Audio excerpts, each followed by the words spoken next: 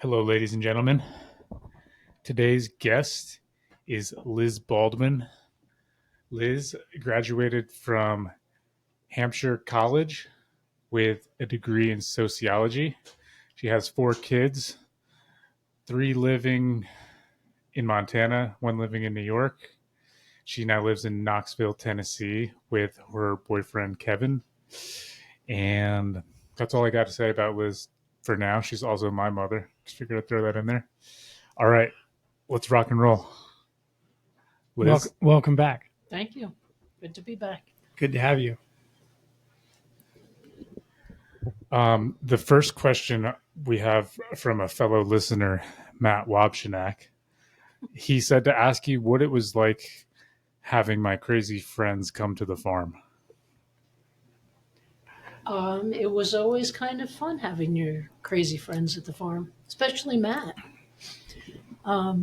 Most of everybody was interested in helping on the farm, trying to do something.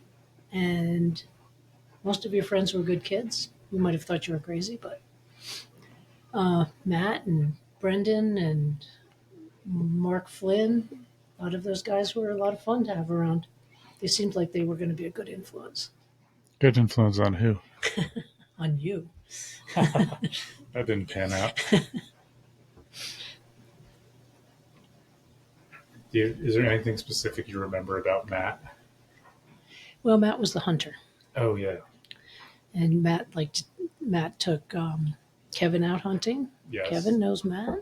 Yeah. Always very polite, nice, and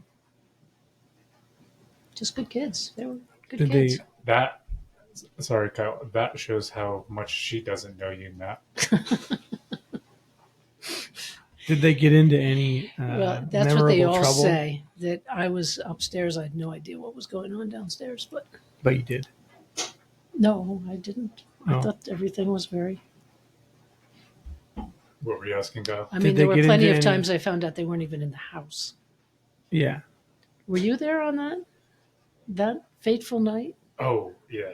You just came. We were walking down the road. They were walking down the road. They were probably half a mile, quarter down the road. There were you and Timmy I'm Tim. and I mean you and Katie and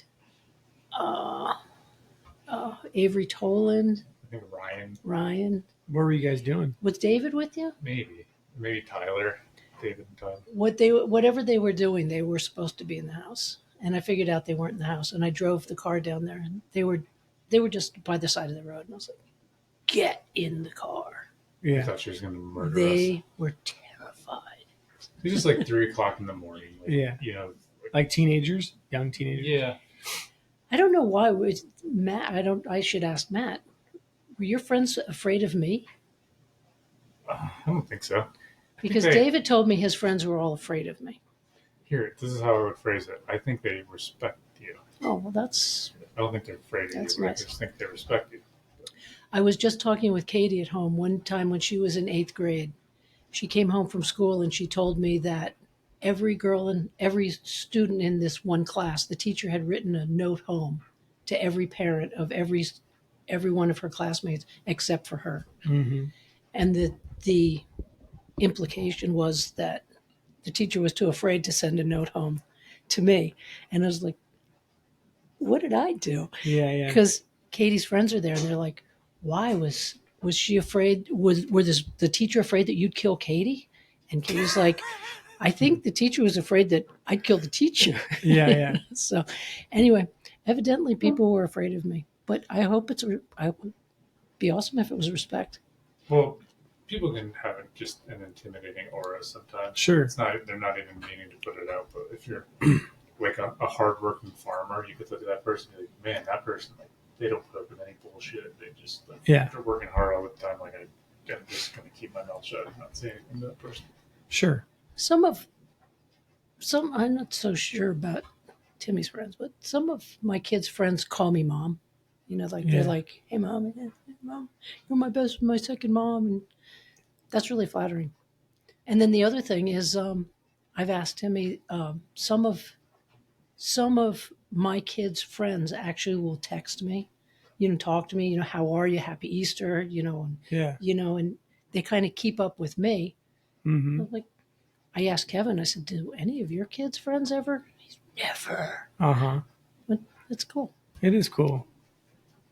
It is cool. I don't know who the hell this Timmy guy is you keep talking about. Where did we end up in the last podcast? Was there like a time frame? Because we were in the last time we spoke, I guess on the podcast, you kind of were giving us a background of your life. I think we had condensed my whole life into an hour and a half. It was perfect. That's That what was we can do in most people's lives. that's everything, right? That's that was it. that was That's- all of it. We ended up right to this to You that have no day. more stories. All I have is from between last Right. time and now. Okay. If you're Well, this is gonna be a quick one. look, if you're under an hour, you're a loser, and if you're over 2, you're exaggerating and you're a liar. That's your life. It should Right. fit between 1 to 2 hours. Right. For some reason, I don't think that's true. I meant to listen to the end of the last one, but I almost thought that we were going to talk more just about the farm or about raw milk, maybe potentially. We were gonna have some conversations about raw milk, kind of the dairy industry. We had some. I specifically, I guess, had some questions for you, and I don't remember the specific questions, but I will remember them as we, I guess, as we get into it.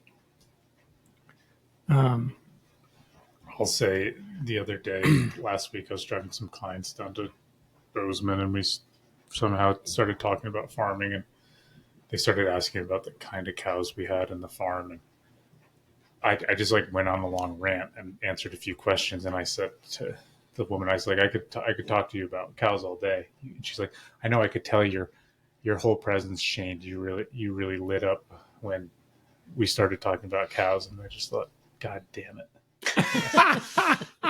hold it together. Like, just anyway, I thought it was funny.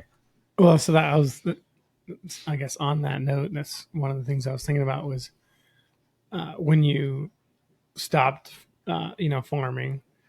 What was that transition like for you? Because you went from doing it, I assume, 7 days a week, and was there a progression to kind of transitioning out of that, or was it pretty immediate? What was that like? Well, it was, as you said, farming is every day, all year, every day, 7 days a week. So if you're not going to do it, I sort of tried to half do it. Katie and Timmy were helping out, and we were all kind of, trying to sort of work half pieces. Anyway, I realized that if I don't want to do it, I can't be on the farm. Mm-hmm. So I just said, that's it. How long did it take you to realize that? Well, it was I don't know, over a year or two. Okay. There were just, the transition wasn't going to, the transition from me to Timmy and or Becky wasn't really going to work out. Okay. So, I just personally, I couldn't be there anymore. I was like, I can't, have Becky doing it with Becky calling me all the time, asking me questions like, don't do it for me.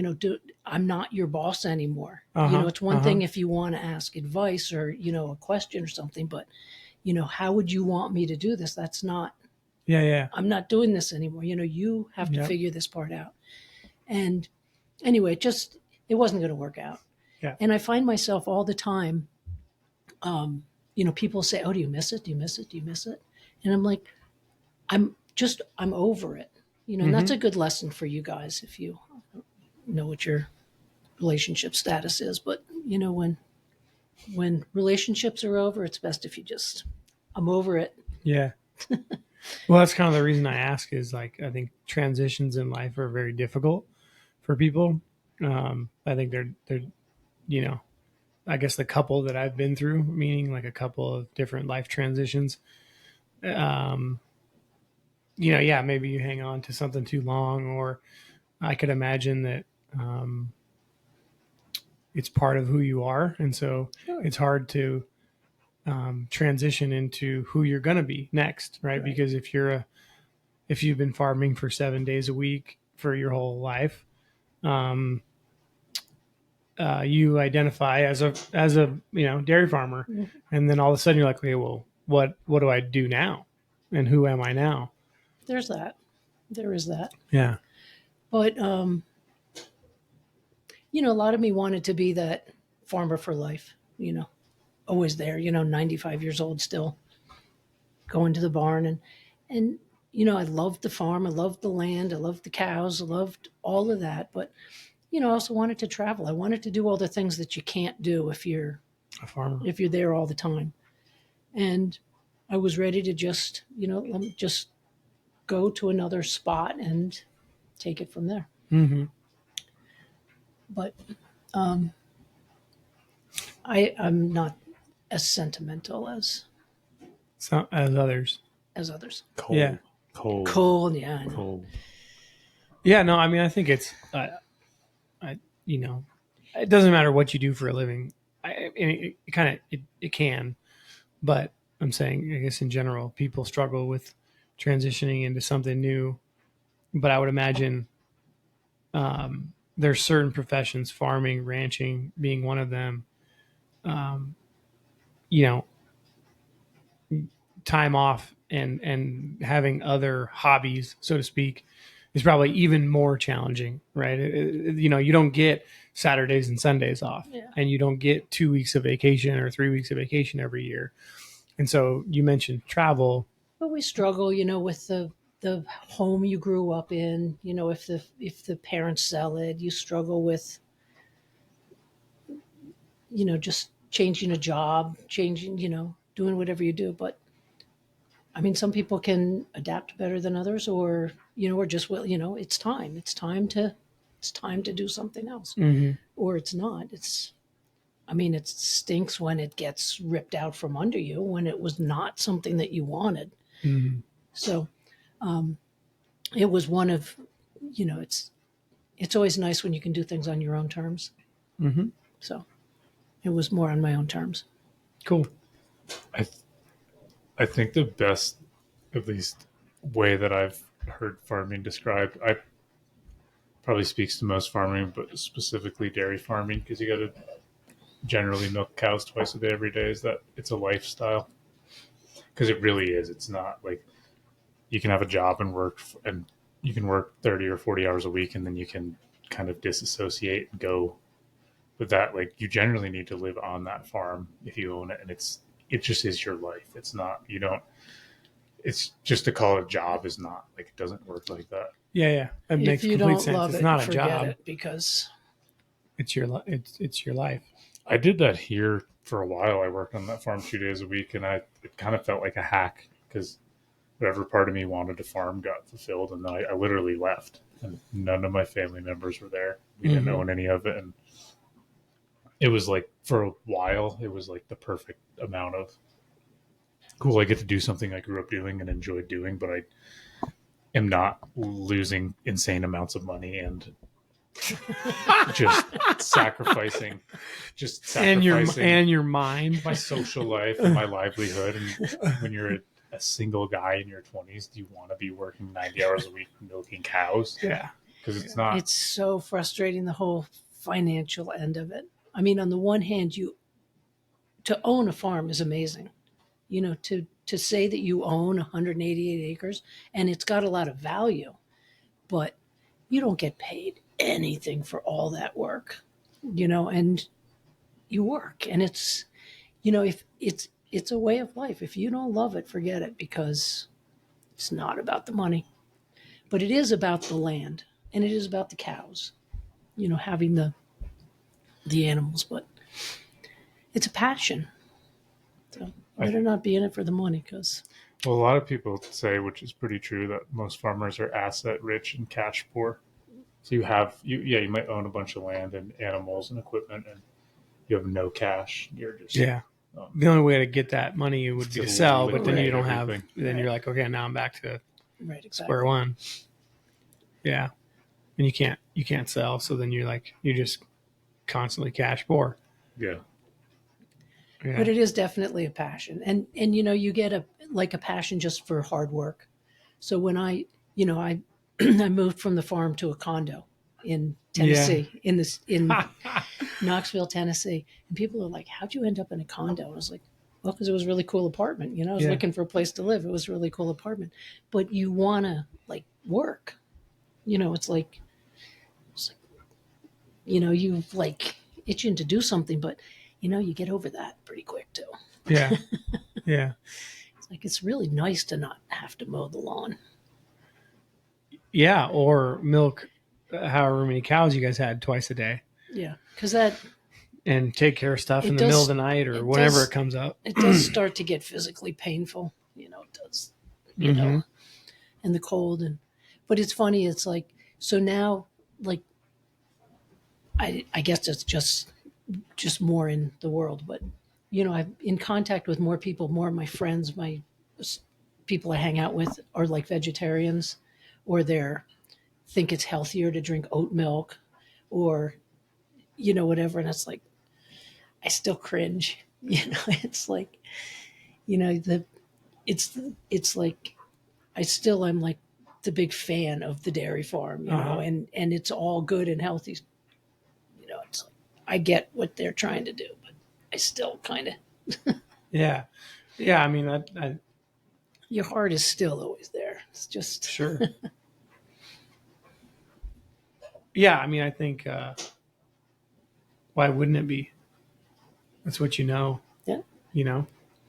I don't know. I guess I've never thought about this until right now, but like, how the hell do you get milk out of an oat? Nah, you don't. You know, But that's true. Anyway, that's a different conversation. I mean, I think the only bitter I ever had was the inspectors. You'd go into the whole raw milk thing, and the inspectors were they were unreasonable, and they were just they were just Almost unreasonable just to be unreasonable. yeah. Like there wasn't like logic behind their reasoning. I guess there is. I mean, I guess we all want to think that somebody's protecting us from. Well, give us a detailed example so that myself specifically, but the viewers, because we have like 28 of them Well, now. let's just say you go to the grocery store and you buy a half gallon of milk, Okay. and you don't really know where it comes from, Right. but you have faith that it's gone through a whole inspection process so that what you're going to drink is good and wholesome and healthy. Yep. And that is an assumption that I every week, when I go and buy that should be your assumption with everything that comes through. And then, but then when you get sort of into the factory things, the people are paying people off, and so maybe who knows what goes on. Maybe it's not so clean after all. Okay. But there I am, just a little old me, and people are putting restrictions like big things on me that look around, you can see that, and the people are coming to the farm to buy it. There's nothing between you and what you're buying. Mhm. So they're putting it like what? Like they're going to put regulations and rules on a small family farm. That's what you're getting at. yeah.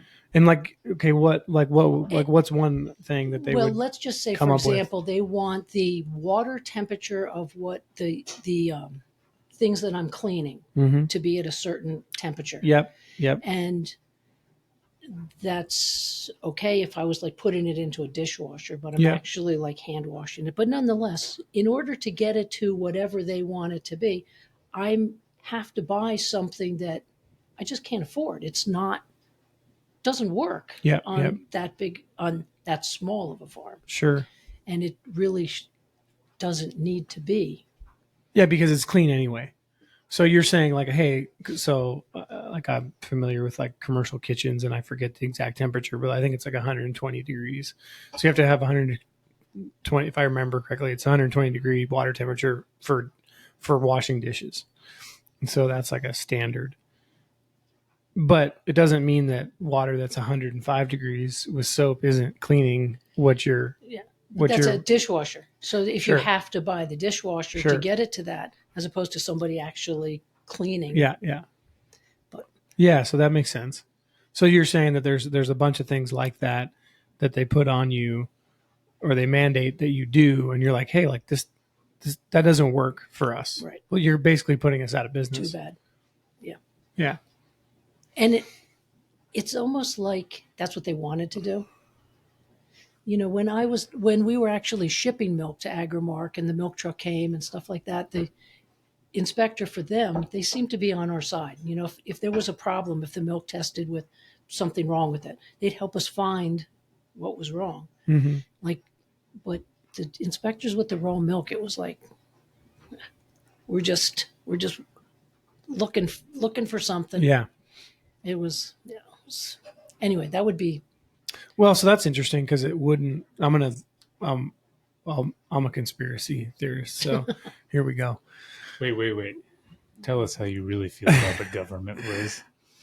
Well, we can get there too. So that's And where Kyle. that's where I'm going. So, okay, so that's almost like one sector of the industry trying to push away the other sector of the industry, or it could be meaning raw milk is the small guy in the industry, and with presumably maybe less regulation and less people doing it, and so therefore, if the rest of the industry has to abide by all these rules, one way to push out raw milk, almost push it away, so to speak, or mandate that it does business the same way as, I'll call it, the commercial dairy farms. right. Well, then that would be a way to do that, right? And be like, well, let's go crack down on all these small guys that aren't following the rules.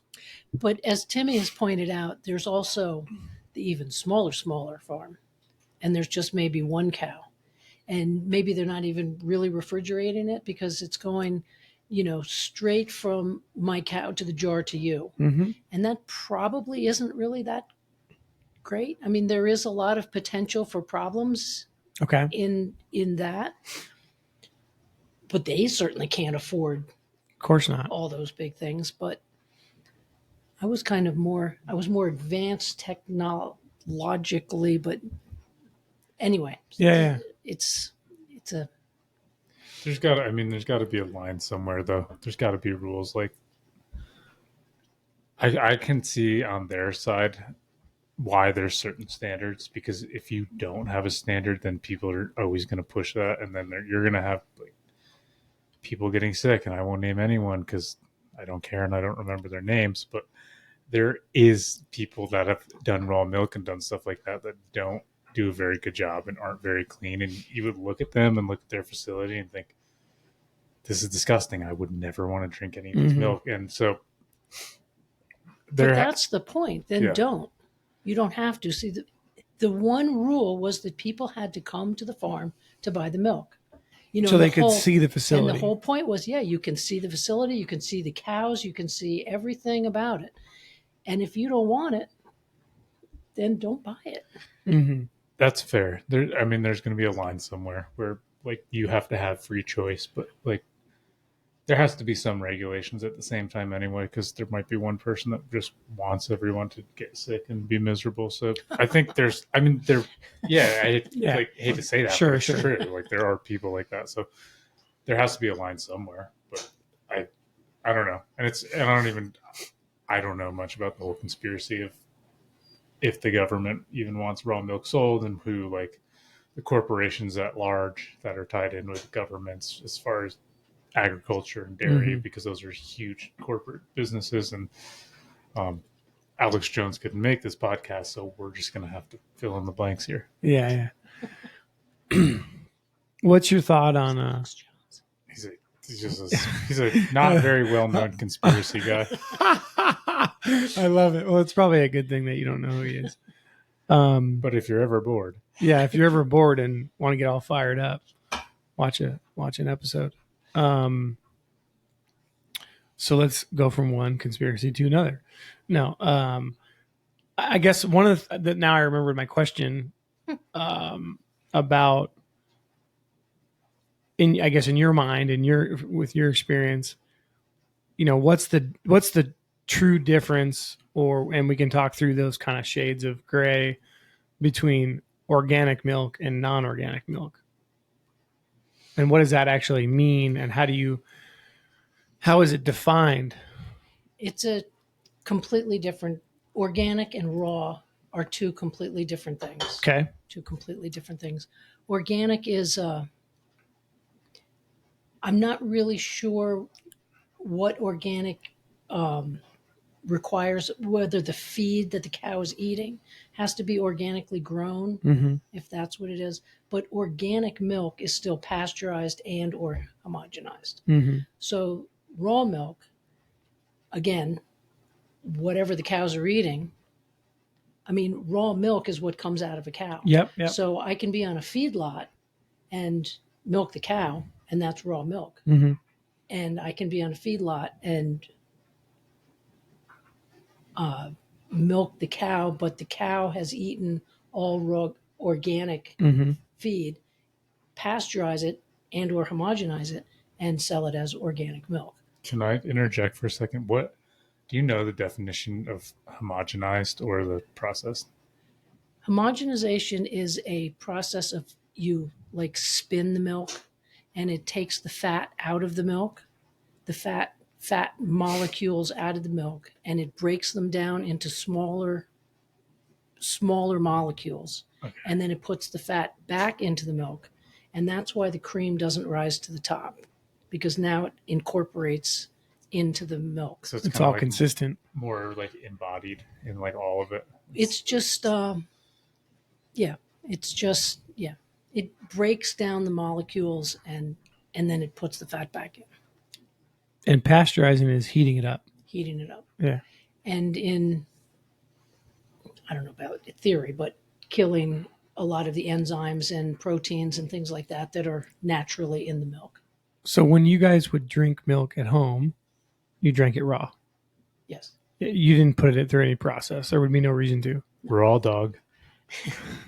The only thing that You just would refrigerate it. That's it. it was refrigerated, Yeah. and that's one thing that I think is really important for milk quality, is it was within an hour, hopefully, if everything's working right, within an hour from the time it goes to the cow to the time that it's in the thing, it's down to 38 degrees. It's cold. I think with any food though, that is the concept, is that you cook it to kill however much whatever bacteria, but there's also, you're always going to kill some of the benefits. Like Sure. if you're killing all the enzymes when you pasteurize, but you could be killing some bacteria. So there's probably like a sweet spot and a risk reward, because you could, like, what if you tried to make the argument that you kill a bunch of stuff with a steak when you cook it? Mhm. But like, it's probably not a good idea to eat it raw. So there's, Yeah, but then they'll say that you're still drinking it.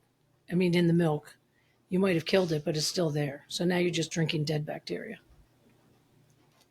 yeah. But same thing in raw milk. A lot of that bacteria is good stuff. I mean, that's stuff you need. I mean, yeah, there's definitely a sweet spot, and there's there's going to be variations with every said product. Like Mhm. milk and meat are going to be two different things. Yeah. But it's the same thing with milk or with meat. They say, if you grass-fed meat is, what's it, grown nicely. What's it called? Free range. No, what's it? When you're nice to your cows, Humane. humanely When you're raised. nice to them. So I love it. I'll try to break this. I can tell you guys were obviously brutal to your cows. Not true. I'm going to try to break this down, and then you can just let me know how I did, and I'll try to answer your question and what you were. So there's organic.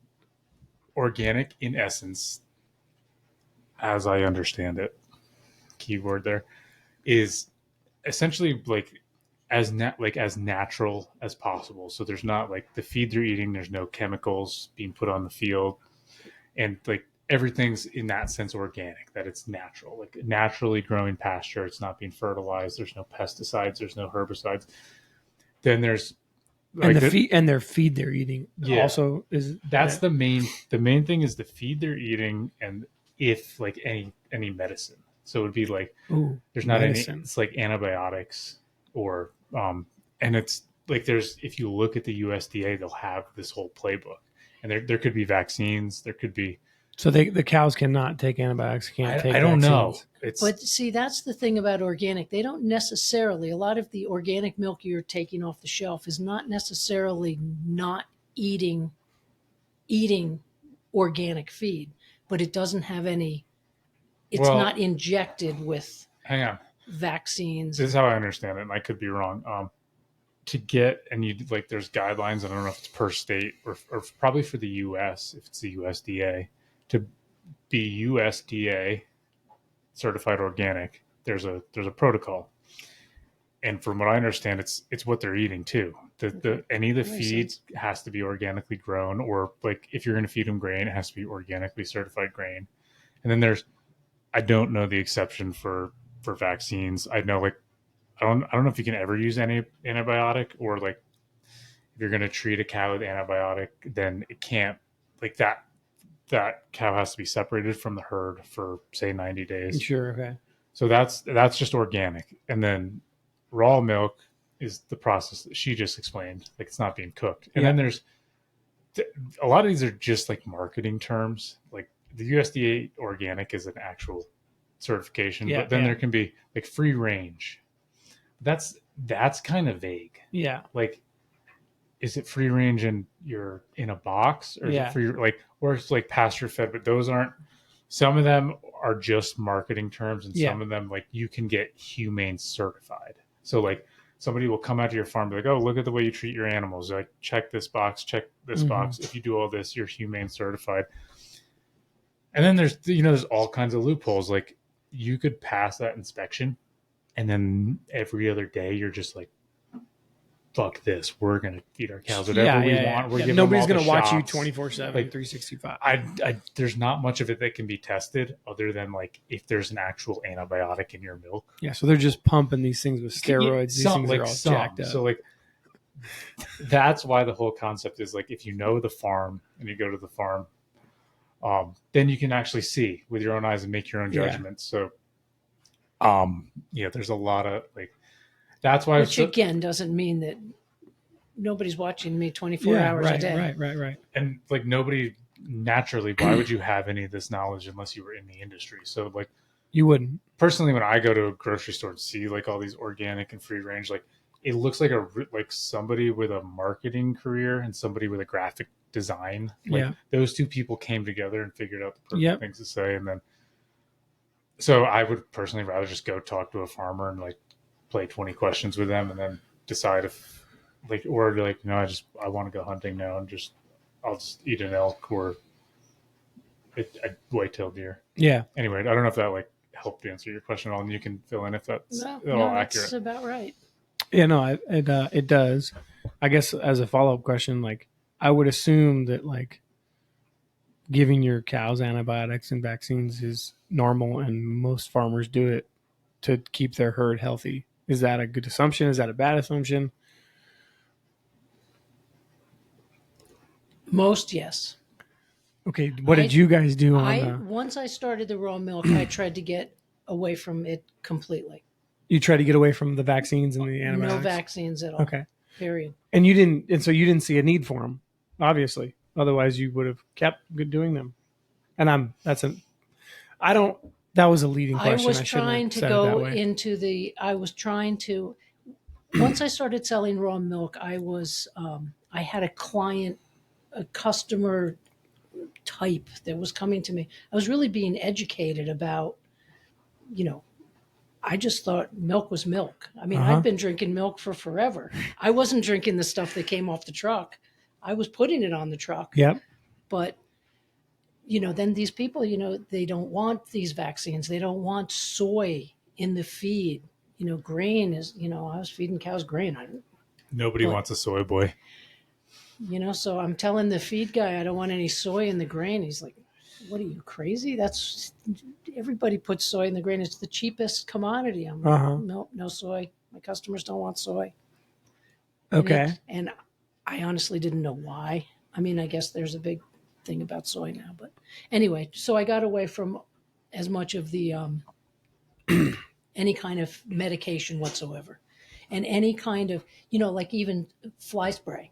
Nobody, nobody was going to want flies all over themselves, right? Yeah. So You spray it. do you like put stuff all over yourself when you go out into the woods and, or do you suffer with it? The poor cow doesn't have any choice. Well, I'd come up with, I'd find mixes of, like Vinegar. witch hazel Yeah, and vinegar. yeah. Not And I something try- natural. Yeah. Instead of like, I'm going to use the word DEET. Like you're like spraying the cows yeah. with DEET. Yeah, And then so you're so- like, okay, well, that's being absorbed through their skin Not and all doing that. that. Trying to just be as Okay. nothing's going to go into that milk that is not all natural. And we all just learned where hippies come from. Okay. But what's it? I mean, I guess that in this entire time, are you drinking the milk that's you're drinking your own milk? I'm definitely drinking the milk. Yeah. Definitely drinking the milk. Or you could say drinking the Kool-Aid. Yeah. No, I was drinking the milk and my customers, and I had a lot of customers, and they loved the milk, and they weren't all hippie groupies, but Did you see any difference, I guess, in the health of your cows when you started making those changes? When you changed soy, when you changed to non-DEET, and you went to witch hazel or whatever? well, it was more of a, and I'm not really a big proponent of having pets. My cows weren't really my pets, but they were so much calmer. And I have little kids come in and, they'd go right under the cows and milk the cows, and the cows would just stand there. They were just no stress, I used to say. Just calm, just That's amazing. So you're saying that when I just want to make sure, no soy and well, no. I'm not saying that's why they were calmer. But Well, no, but I'm saying like these are some of the changes that you made, and then you realize that their demeanor changed. yeah. Wow, that's crazy. But mine probably did as well, because now I'm dealing with 15 cows as opposed to 70 cows. And, I have a lot less, I'm not all day long, like totally stressed out, like how am I going to get everything done? And so we all calm down. Mm-hmm. But the same thing when I first came to the farm, the cows were all like, if you went to pat one of the cows, like put your hand toward its head, it would back up. They just weren't used to people. And, then they'd get used to me being the one that was walking in front of them. And, you just don't really do that. But then I started having kids, and now you've got all these kids running around. And they also started showing at the fair. So, putting halters on them and handling them a lot more. They got a lot calmer, Mm-hmm. And they Became normal. sometimes one of the kids was riding their bike down the middle of the floor and fell over and like right behind the cow. And most cows would just kick the cow's just kind of like, oh, Yeah. that's my kid, whatever. Yeah. But I think two things. One, like probably one of the reasons I think they calm down. There's probably several, but in a commercial dairy farm, and you're just trying to sell milk commercially, you're looking for max production. So I think that's where a lot of the stress would come in, because you're trying to feed these cows so much that you're getting max production of milk, and you're trying to breed them so that they're lactating the perfect amount of days so that they're just always at max production. So it's kind of like you're having them at peak output for as long as possible, because you have to look at a cow like it's just a tool. It's making you, it's creating your income. So they're being pushed, and you're not only pushing cows, but you're pushing yourself to meet those. And when that also means that those cows are probably a lot younger. Like most of those cows are under 4 years old, which means 2 years of production, and then they're pretty much gone. The cows at Shunpike Dairy, gone meaning like what happens at 4 years old? probably older than that, like 6 or 7 maybe. But and then they're not producing enough, and Okay. the business says you've got to go because somebody's going to come in that's going to make more, and there's only a certain number. A younger of spaces. cow's going to make more. Yeah. There's only a certain number of spaces, Yep. the highest producer fills those spaces. So at 6 years old, they get slaughtered. Yeah. Yeah. Okay. But the cows at the cows that on the raw milk were way older, because they were just Sure. Because you didn't need the volume. right. I Yeah. definitely didn't need the volume. It wasn't about volume. It was about the milk. Mm-hmm. It was about quality, not quantity. Yeah. Yeah. Well, then that makes complete sense, right? Like when you run an operation, they're almost completely opposite, right? One's like peak volume and efficiency, and the other one's like, yeah, that's not the point here, Right. right? So like the whole operation would run, I would assume, would run very differently. This is my pushback to organic or like any of the like I guess just like trendy things with food, be it like grass fed or organic, is that people go too hard that way, so they compromise the animal health for this product because I don't know. Then there's and I'm not sitting here agreeing with commercial farming and the way and like production factory farming, but I'm saying people push too extreme to their main priority is just be organic or just be natural, and they don't look at the health of the animal. Like if that cow's really sick, you need to actually like use some modern medicine. Like if they have an infection, we have antibiotic. Like Mm-hmm. it's a miracle, penicillin. Yeah. And if that cow's skinny, like and it's malnourished, like do you think that's a healthy animal? But like I get that you only want to feed it grass, but if there's not enough grass or you're not providing enough, because grass it's going to cost 3 times as much as like a grain pellet would. But if you don't give it enough, and now you have this skinny, sick animal, like not for nothing, I'd rather have a fat, healthy animal. Like I'd rather eat that steak over a skinny, unhealthy, because like so I feel like there's a sweet spot, and like some people are way over here with Mm-hmm. like no, it doesn't matter. Like I'll just organic or nothing. Like I don't care if it's dying. Like just let that infection, like let the witch hazel heal Right. the like infection when their legs falling off, Yeah. and Yeah. like Yeah. who cares if you can see their entire rib cage. Like we're gonna get like 10 pounds of meat off that, and we're gonna sell it for $27 a pound. So Mm-hmm. even if you got 200 pounds of meat, you'd sell it for $1.99 a pound. I'm gonna Yeah. make more money. So I've just noticed that there's an extreme, and some people just like get married to like one ideology or the other. Like it almost becomes political. Yeah. But somewhere in the middle, there's a sweet spot. Happens to be where I am. If anyone wants to come hang out there, I don't know. But Yeah. anyway, It's just interesting. That brings up something I've observed on some trips I've gone on, like in Central or South America.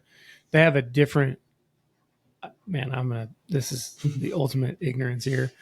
There's a different type of cow. Like it's shaped very differently, and it has like a big hump behind its Brahmin.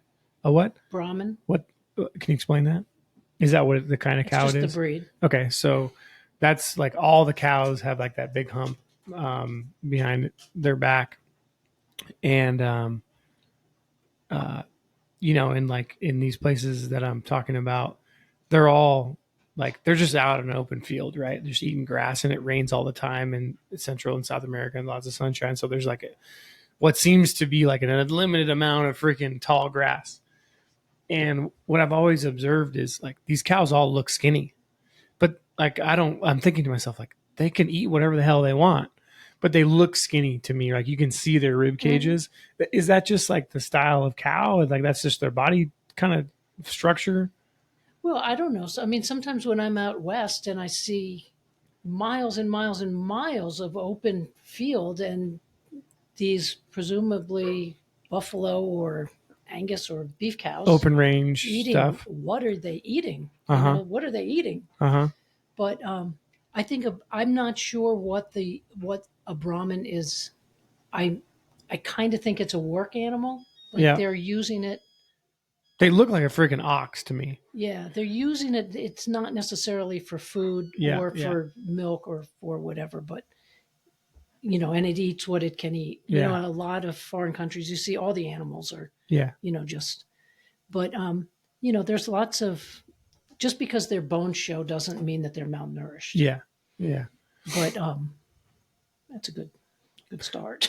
Yeah, no, it's just an interesting observation that you would, yeah. So they look skinny, but It could. I think they're.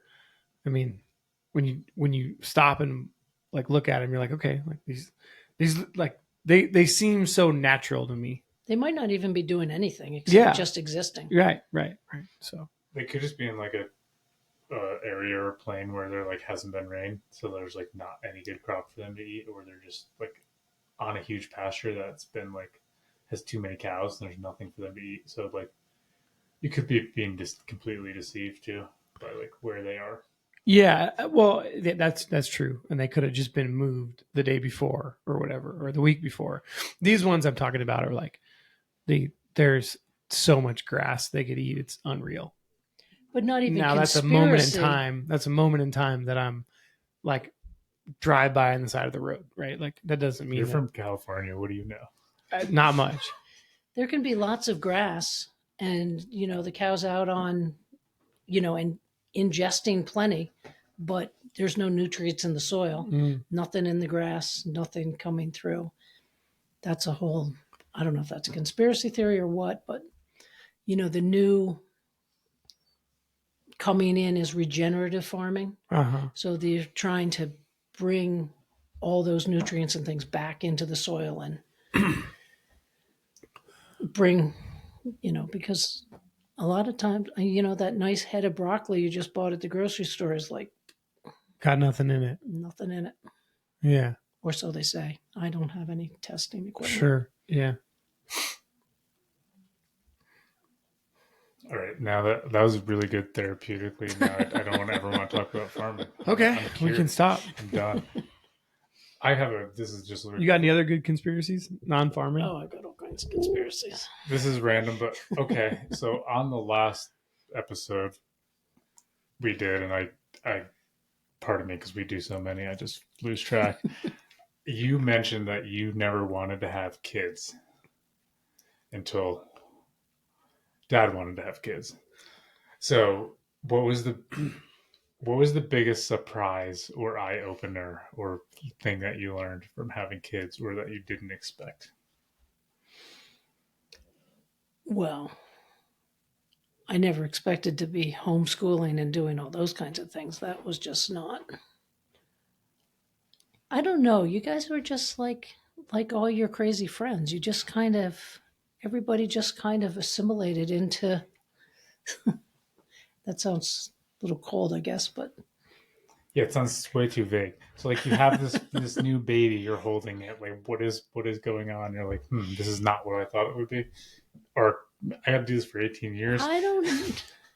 It just seemed all very natural. It just and I I don't know. Sometimes I feel sorry for mothers now, parents now, because there's so much to read or so much you should be, you should this, you should that. I didn't have anybody. I just, it just, You just did it. I just did it. And Here we are dealing with the repercussions.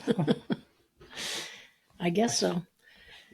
But it's just like, it's like, why we were, Katie and I, again, talking about twins. You can have identical twins and they can be completely different. What did you do with this one or that one? That nothing really. I mean, they even have the same half a gene. Everything was or happening whatever at the it same is. time. Yeah. Yeah. But I don't know. I just, and Katie, as Katie has her kids, she's saying, did we do this? Did we do that? Did we? I just don't remember. I just remember you just do it. You don't remember the details. No, I don't remember. I don't remember any surprises. Or what was the other part? I don't know. Just what did you not expect when you're like, oh, whoa, I never thought of this, or oh, I didn't even think about. Yeah, I don't know. It was a sort of general question. I don't know, but you guys sure got carted around a lot. What do you mean by that? She carried your ass around. Literally from the day you were born, you were in the barn, and we were trying to figure out different ways to how do you milk cows when you've got 2 or 3 kids running around? You gotta do this. And you just, we'd put these seats on the tractors and we'd figure out you'd be on our back or carrying you here. And The most farmer shit, like a car seat mounted in a tractor, like Mhm. totally aftermarket, Yeah. like a piece of rebar and a piece of 2-inch pipe and a C clamp. Stop. And a There was hose. none of What that. are you talking about? It You was think those out of things a were- Jeep. What do you? Yeah, that's what I mean. It wasn't like Yeah, so you took a seat out of Yeah, a Jeep that's and then you exactly mount. what- You're talking about the way they mounted yeah. it. Yeah. No, we Yeah. took the John Deere seat off the tractor, She's and gonna. it's got the little spring thing. We went to the junkyard, Mhm. and we took a Jeep seat Yeah, out of the like back a bench of a seat. Jeep bench seat, and we screwed it into the holes that were where the Yeah. things were, and we had this seat. I rest my case. Yeah. I There's mean, no rebar. Where's the rebar? Well, I'm just saying. I was like generally saying like the way a way a farmer would do something when it's not factory. Called cob. It's called farm. Yeah, it's called whatever. Called the art of cob, and we were masters Cob? of it. a Cob. cob job. I haven't heard that phrase. The art of cob. It's like jerry rig. Yeah. It's anything. It's Yeah. the same. It's the Yeah. thing. Yeah. Yeah. Okay. It was great. I'd have 3 of them Well, on so, the okay, so tractor at one time. You use the phrase that like carted them around, but you're like literal about that. I think like you probably had a cart that you put one of these kids there in. were lots of carts. Yeah, and you're just like you sit them in there for now, and then roll them around when you needed to or whatever. Take them to the next task you were doing. What did you do with 3 kids when like I guess you guys are not that far apart in age, About 2 years. Yeah. so like constantly for a 10-year period, basically you had a 2-year-old, 3-year-old running around. Well, by the time Katie was 6, she could stay home and watch. It's awesome. Yeah. Meanwhile, that age is like doubled. People are like cringing if you leave a 12-year-old home right now. Uh-huh. But the But home was You were there. right. It's not like you were far away. You were a couple 100 yards away at any moment in time. Yeah. or like a quarter mile in a field. Okay. Yeah. Yeah. Further away. Well, I'd never lived that far away. Maybe. Yeah. I mean, the world was different, right? Like people get worried about, it's kind of weird, right? So think about driving, let's just say driving across the country, right? So back in, every day, prior to call it 1998 or whatever, everybody drove across the country without a cell phone, right? And there were a lot less services available throughout the country, right? Gas stations, tow trucks, whatever, right? Mm-hmm. And so now people think about driving across the country without a cell phone. Oh my God, that would be crazy. But you're like, people did it all the time with less availability to help if you were to, be stranded. And so that's just a general thing of like people are getting more and more cautious, I guess. We turned around. We would have been here 10 minutes early, but Liz wanted to go back and get her phone. Yeah. And I said to her, yeah, because we're not going to have a phone while we're sitting down talking. But, Yeah. I don't even know where it Right. is now. Yeah, you don't even know where it is. Yeah. So, I mean, it's not, it was 25 years ago. Nobody cared about one. It wasn't like I have to have this thing as a security. Well, we did have monitors. I had a monitor in yeah. the house so that Mhm. in the barn I could hear if Yeah. the infant Which was probably woke like up. super high technology It was back then. pretty You're big like, this high-tech. is bitching. There was 2 bullshit things I remember right now. One was like, if we just like tried to scream on the monitor, this is how great the monitor worked for like 45 minutes. Could like somebody that's supposed to be listening to the monitor hear it and like come to our attention? And the answer was no. And then the other Because one they were was, running the tractor or something. yeah. So that was one. I vaguely remember that, but I remember. So Your mom disagrees. yeah, because she's in denial. She probably just didn't want to deal with you punk ass kids. There was our house phone and there was a barn phone. This is just a landline, but they both rang. Like when you called, the number I think was different to the barn, but they both rang when you called the house. I could be wrong about that. Your dad And- tied them together or whatever. But then there's like this bell, like this bell connected to the phone, so it'd make a really loud ring in the barn. So no matter what was going on, you could tell. But there was some bullshit way, and I say the bullshit because it was, that you could like, you pick up the house phone and you have to like dial the barn phone and then press like #, and then like the barn phone will start ringing from the house. So, you know, we're kids and we're humans. Like, we're not walking all the way to the barn, so we're just going to keep calling it. And we'd never answer. Nobody, they would never answer. So, like, that's why I said they never checked the monitor either. So we would just. And you didn't answer because you knew there was nothing important to talk to them No, about. they didn't even know it was us. There's no caller ID. Okay. So you just never answered the phone in the Yeah. barn. These are all lies. All right. Anyway, that's all I remember. Obviously, you can tell by my change in tone I didn't have a problem with it. Right. That's right. Just a kid trying to be loved over here. Calling on the barn phone. Nobody cares. Guess I'll make my own breakfast. Right. They were the same line because we dug a line. We had the phone line from the barn to the house. See, kids, you had to have Dig a a line. physical No line. No wireless. Right. And they dug it with a shovel. That's true. Right. But your landline worked when the power went out. Yeah. Probably. Because it runs off, like it has its own power off of the phone line. So, like, if the power went out, that's what I always remembered as a kid. Our landline would always work when the power would go out. Uh-huh. All the, like, the phones that were like remote, I guess, right? Like you still have a landline, but the phone was remote. Yep. But the one that was actually on the wall, hooked up to the wall, would always work. I don't know. My parents, up until a few years ago, still had a landline at the house. And so, like, neighbors would all lose their, power would go out. They all lose their house phone, but we still had a hard line. Nobody to call. Nobody would call. Nobody to call. Yeah, but you could call, like, you could call other people, right, that were outside of, like, the power issue, right? My like favorite moment. So pathetic. I remember like when I was like 18 or 19 or 20 or whenever like had my own place, I was like renting a house, and I had a landline, and when I'd call somebody else, because now like caller ID is a thing, my name would come up on their caller ID. I'm like, yeah, I'm somebody now. I'm an adult. Tim Baldwin. I got my name on caller ID from a landline. Yeah. Physical address. And a phone bill. Yeah. Mm-hmm. What's up? Right. Anyway. It's just how it worked, man. Yeah. So what else about being a mother on the farm can you tell us? I don't know. It's kind of scary looking back, I guess. Listen to the stories. Oh, yeah. Yeah, it's all a blur.